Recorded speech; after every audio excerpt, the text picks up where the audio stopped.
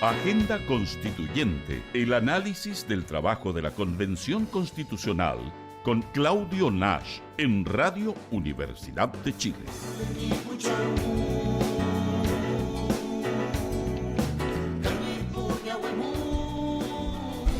7 de la mañana con 38 minutos. Regresamos a esta primera edición de Radioanálisis totalmente en vivo a través de todas nuestras plataformas, y como podemos escuchar en nuestra cortina de presentación, ya está con nosotros el profesor Claudio Nash, doctor en Derecho Académico de nuestra Casa de Estudios, presidenta además de la Fundación Diálogo Jurisprudencial Iberoamericano, para conversar y enterarnos de todo lo que ha ocurrido, bueno, no todo, porque en realidad ha pasado mucho, pero por lo menos lo más importante en torno al trabajo de la Convención Constitucional. Profesor, ¿cómo le va? Muy buenos días.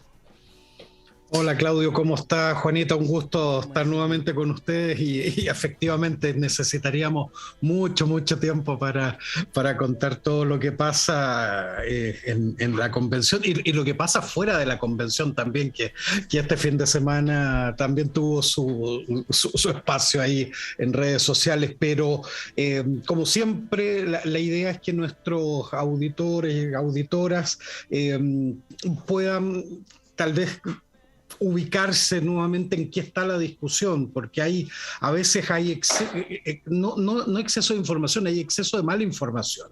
Yo los escuchaba a ustedes, Claudio, Juanita, hace un momento atrás, que comentaban de esta campaña que no cede, no se abandona en contra del trabajo de la convención, y lo que es muy grave, me parece, es que ya no es una campaña que sería legítimo de visiones críticas, eso es parte del debate, de la deliberación, sino que se funda en mentiras, en verdades a medias, en tergiversaciones, y esto, como ustedes bien lo señalaban, muchas veces acompañada luego de instalar un tema crítico en base a esta propaganda, viene una propuesta de salida, digamos, de ese problema, que todas esas salidas normalmente lo que buscan es torcer el mandato que tiene la constituyente y torcer el proceso de deliberación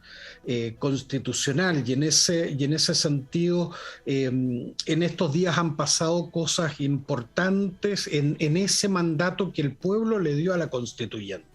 ¿Qué ha pasado? Por ejemplo, se cumplen esta semana, justamente hoy 4 de abril se cumplen los 9 meses de trabajo de la convención, que era una fecha importante porque recordarán los auditoras que la convención originalmente tenía un plazo de 9 meses y que podía ser extendido por 3 meses más para llegar a un año.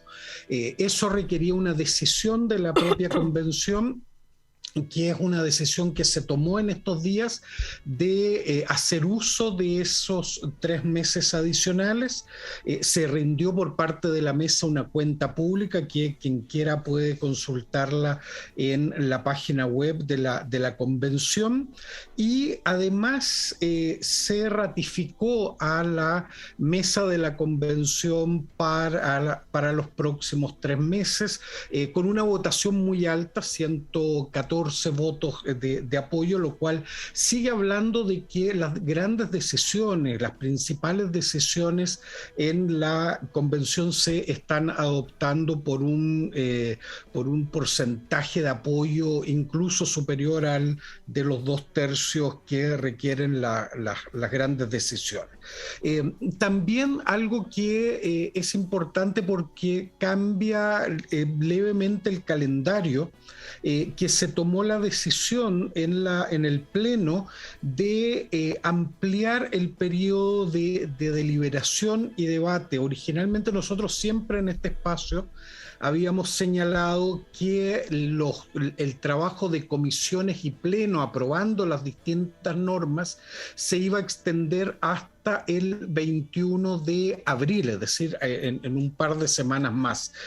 Lo que se modificó ahí es que eso se amplió y esta etapa de deliberación y toma de decisiones se va a extender hasta el día 6 de mayo. Eso no altera en nada que el término del trabajo de la convención sigue siendo el 5 de julio próximo. Por lo tanto, lo que va a haber es un poco menos de tiempo para algo que ustedes hablaban hace unos minutos atrás, el trabajo de la Comisión de Armonización, que son estos 40 convencionales que van a revisar lo aprobado para darle una estructura ya final, evitando obviamente repeticiones, contradicciones, y van a proponerle al Pleno un texto definitivo que debe ser aprobado por el Pleno y de ahí será entregado ya a el presidente de la República para que éste convoque al plebiscito. Todo apunta a que se van a respetar los tiempos originales y por lo tanto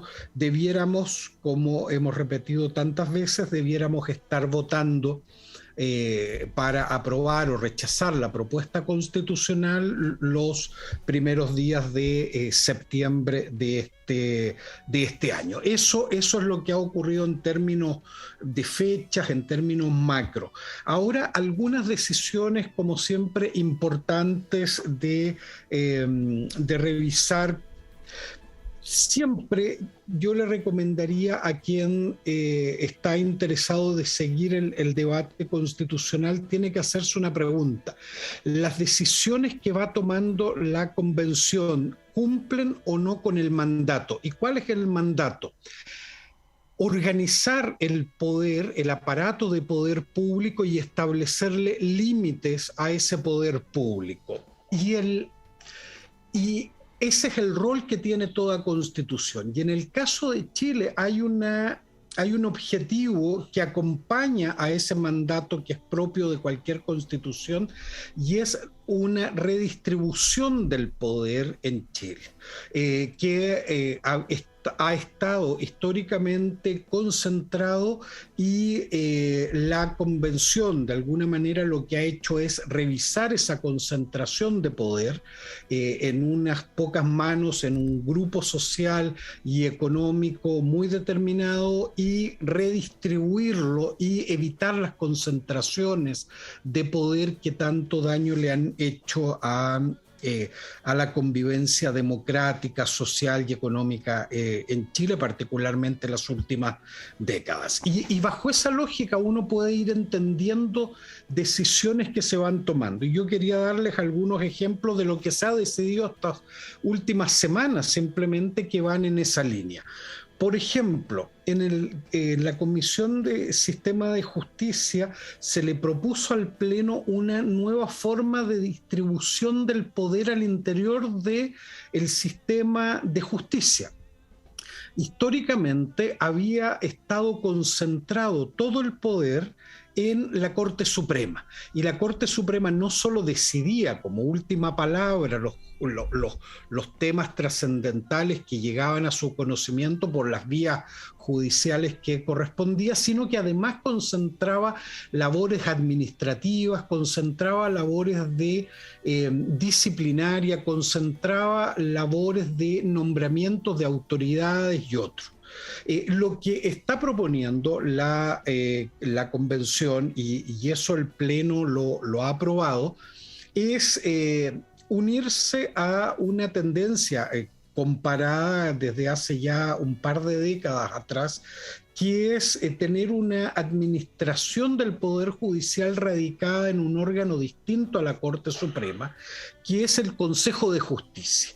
Y se está estructurando, ahí hay todavía una discusión de cuántos jueces y juezas deben estar ahí, pero la idea es sacar labores administrativas de nombramiento, labores que tengan que ver con los temas presupuestarios, disciplinarios, etcétera, sacarlos de la Corte Suprema y que la Corte Suprema se concentre concentre en las labores propias de un órgano jurisdiccional. Esto la propia Corte Suprema lo venía planteando desde hace mucho tiempo, que era un paso importante. Si ustedes ven, es revisar la estructura de poder y ver cómo evitar concentraciones ahí de poder. ¿Qué viene ahora? En esta comisión un debate muy importante en la otra línea, cómo establecer límites a aquellos poderes que se van constituyendo en la propia Constitución, y el debate que viene es un sistema de protección de derechos humanos, recursos constitucionales en casos de afectación o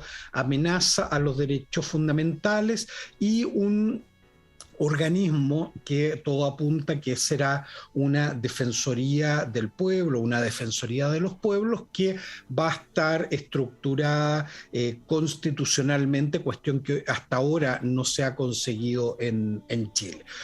También hay una discusión sobre una defensoría de la naturaleza, que está en línea con lo que también se aprobó ya respecto del informe de la Comisión de Medio Ambiente. Recordarán ustedes que en un minuto fuimos muy críticos en este mismo programa diciendo, cuidado, la Comisión de Medio Ambiente ha hecho una propuesta muy detallada, muy específica en temas que no son necesariamente temas que deben quedar en la Constitución, lo cual implicó el rechazo de buena parte del articulado que propuso la Comisión. Volvió en un informe de reemplazo mucho más acotado, mucho más específico, que ha logrado un consenso interesante en varios temas vinculados con derechos de la naturaleza, protección del medio ambiente, reconocimiento incluso de los animales como seres sintientes, una serie de aspiraciones que tenía el movimiento de protección del medio ambiente y de la naturaleza y de los animales, que se ve reflejado en el texto que se nos va a proponer para aprobación o no. Otro ejemplo, en esta misma línea, lo que ha sucedido en la Comisión de Formas del Estado. Si ustedes recuerdan, lo que la Comisión propuso era un Estado regionalista o regional, con más autonomía para las regiones, y a nivel de las comunas se ha aprobado un esquema bastante parecido al que nosotros conocemos, con comunas que se denominan comunas autónomas, que apunta a este rol fortalecido de lo local versus de lo macro nacional, donde la estructura de poder es bastante similar a la que tenemos hoy, con alcaldes, con consejos, con juntas vecinales, pero con mayores poderes.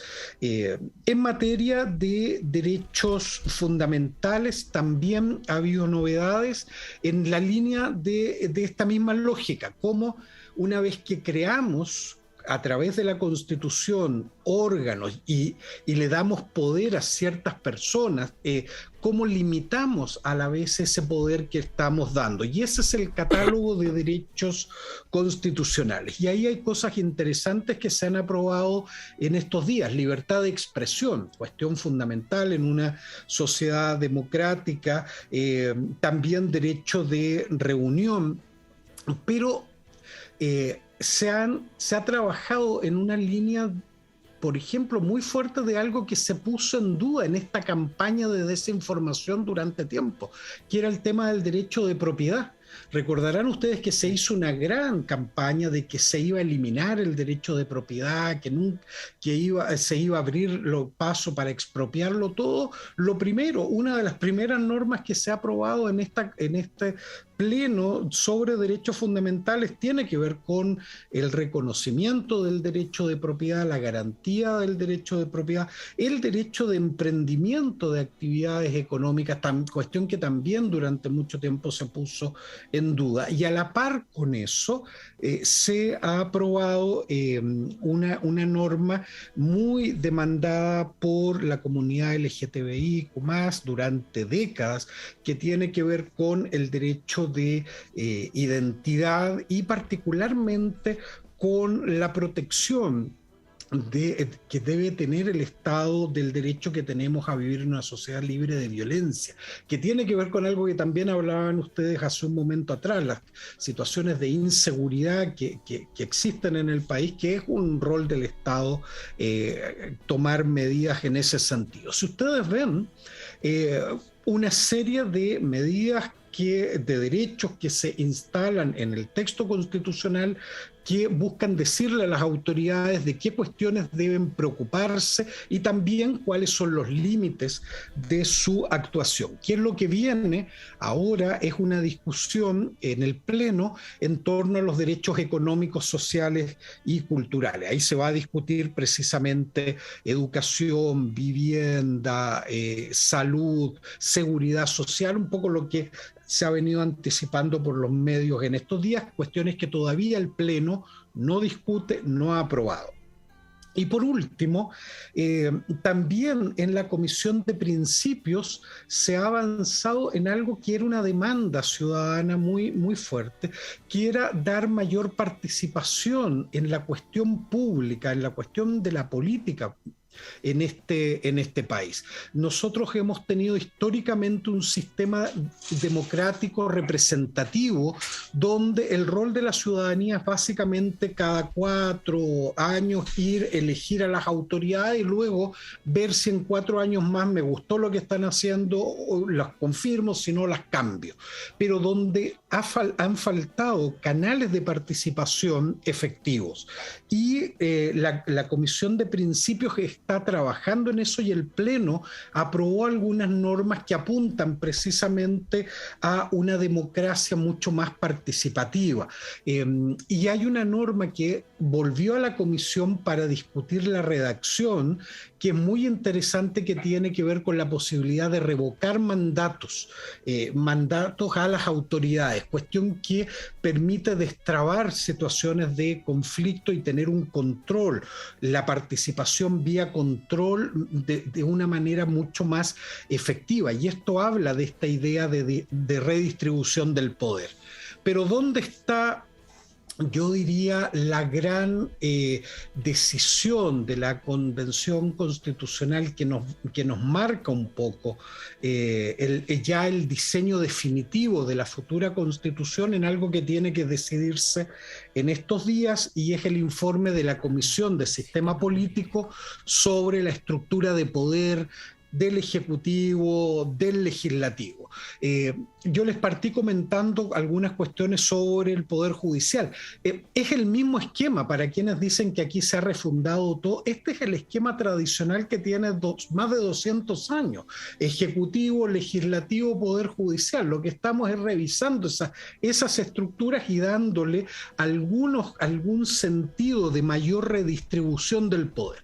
Y lo que el informe de la Comisión de Sistema Político, recordarán los auditoras, que fue rechazado hace algunos días atrás por el Pleno y obligó a un nuevo acuerdo, que es un acuerdo mucho más coherente, mucho más consistente. Ningún grupo logró imponer el 100% de lo que quería, pero se logró un acuerdo base que le va a dar coherencia y estabilidad al sistema político, con un presidencialismo más atenuado, con un sistema bicameral, pero con un poder más amplio en la Cámara de los Diputados y Diputadas, y con una Cámara regional con menos poderes, pero que de todas maneras permite balancear ahí la estructura de poder entre ejecutivo y legislativo.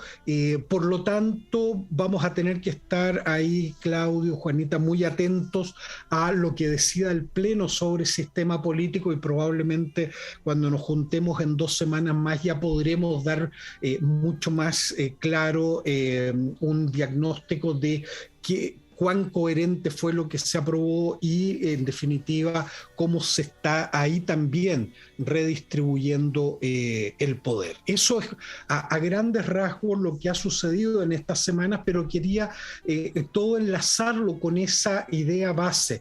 cómo organizamos y redistribuimos el poder, que yo creo que es un parámetro que para los auditores y auditoras puede ser muy claro para ir viendo las decisiones y evaluando las decisiones de la convención.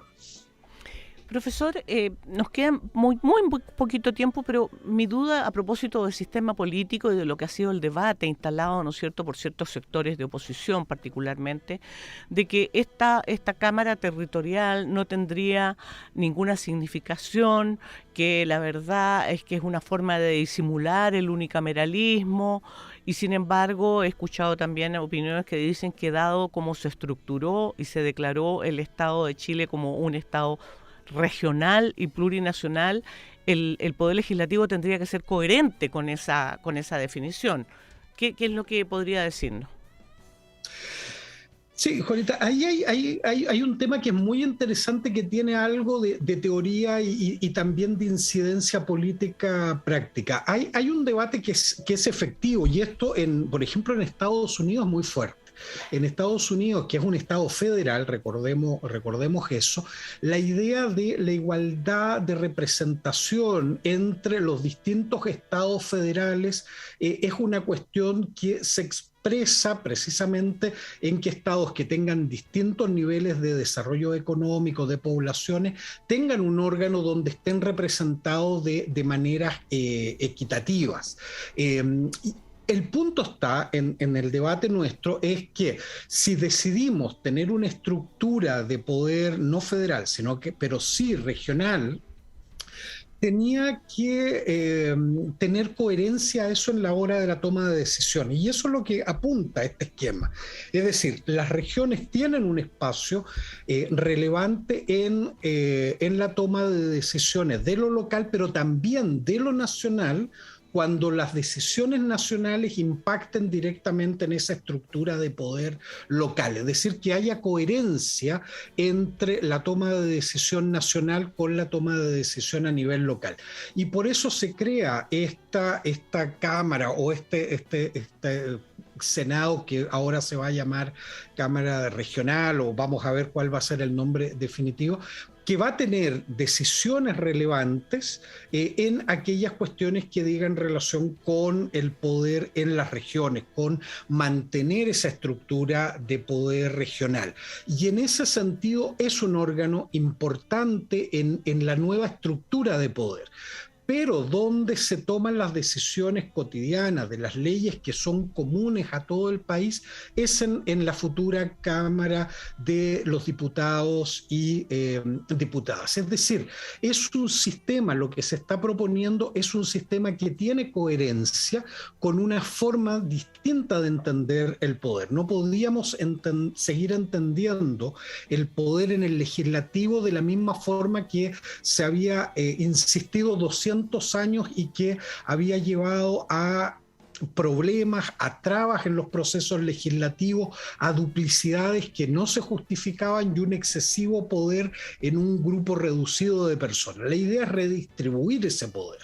Y en ese sentido a mí me parece que la propuesta es una propuesta coherente, es una propuesta que va en el sentido del mandato constitucional de redistribuir el poder. Y en eso la Cámara de Diputados y Diputadas, ¿por qué tiene más poder o más fuerza para poder contrarrestar con el poder del presidente? Y en ese sentido hay la presidencia versus el legislativo. La idea es poder también equilibrarla, y eso es bueno, tener una Cámara de Diputados y Diputadas que tenga más fuerza, que es algo que me parece que en la propuesta es nuevamente, tiene coherencia. No es un sistema unicameral en el sentido de un parlamentarismo encubierto, eso no es así. El poder sigue estando distribuido entre el presidente y el Congreso a través de esta Cámara. Entonces, a uno podrá gustarle más o menos, yo creo que eso es legítimo, pero lo que ya no se puede es seguir planteando es que esto es incoherente o esto no tiene ningún sentido de implementación práctica. Discutamos lo que hay que discutir. Si nos parece un sistema coherente que resuelve problemas y los problemas que puede crear son menores que las soluciones que nos da a lo que tenemos hasta ahora. Y me parece que lo que se está proponiendo, ese test lo pasa la propuesta que está haciendo la Comisión de Sistema Político. Bueno, profesor, lamentablemente, como decía Juanita, se nos acabó el tiempo, nos quedaron varias cosas.